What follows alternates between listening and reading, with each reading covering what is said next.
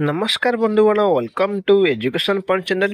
तेरे बंधुगण आपण फोन न्यू वीडियो बा न्यू वैकेंसी बा न्यू रिक्रुटमेंट नहीं कि आसी आम ओडिशा रे जोटा रही बहुत बड़ नियुक्ति रही जोटा कि आसीगला मो सरकारी महिला कॉलेज तरफ बड़ नियुक्ति।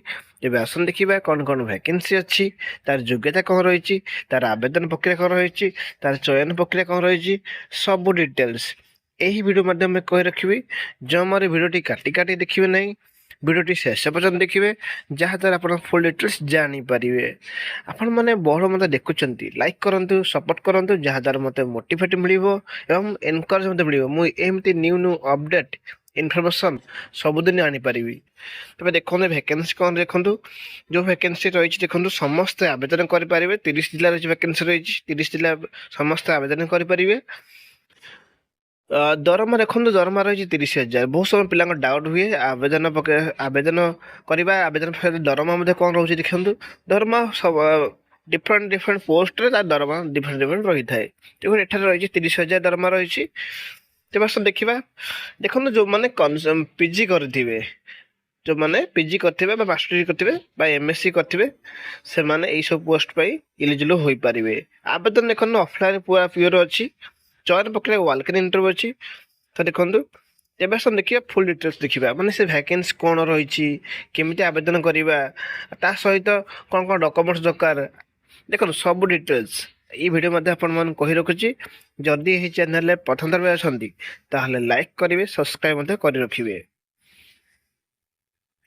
तेज आसतु कि वैकेंसी देखिए देखो केकेएस वोमेन्स कॉलेज तरफ रही वैकेंसी जोटा कि बालेश्वर जिले में वैकेंसी रही, जो आप क्लीयर देखिपे जोटा कि 10 एप्रिल लास्ट डेट रही। तो से अनुसार आपने वर्ष देखी नियंतु जो वैकेंसी रही केकेएस वोमेन्स कॉलेज तरफ रही वैकेंसी आप देखिपारे जोटा कि रिसर्च प्रोजेक्ट रही वैकेंसी रही। नेम द पोस्ट देखो जोटा कि रिसर्च प्रोजेक्ट रही, जार योग्यता देखो आपने जानतु जो मैंने देखु थिबो कनसर्न सब्जेक्ट रे बा एमएससी करिथिबे कोथरे करिथिबे देखंतु लाइफ साइंस हो किंबा आपण biochemistry, biotechnology, microbiology, neuroscience एई सब कोर्स करथिबे।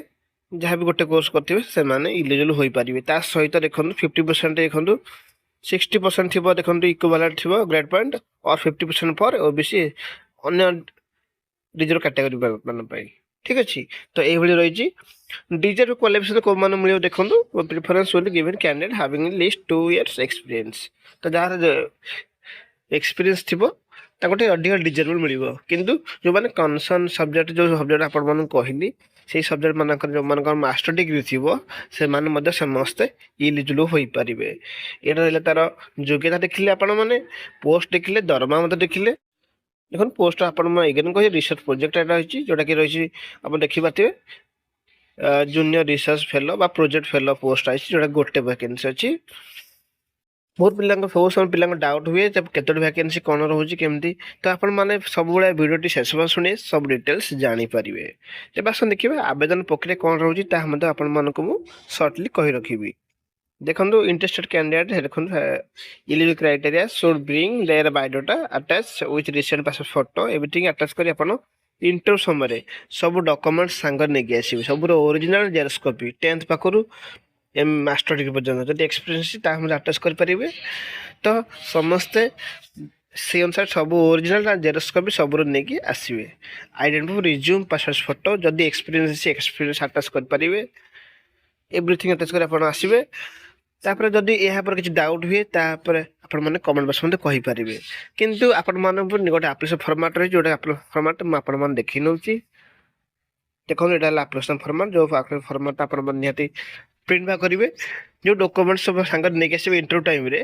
तो से डॉक्यूमेंट सहित सांगे नहीं आसवे आपको सठिक भाव फिलअप करेंगे। किंतु यही सब डॉक्यूमेंट्स ये जो आप्लिकेशन फॉर्मेट रहा आपण मैं डिस्क्रिप्शन लिंक रे देदेवी से पाइबे।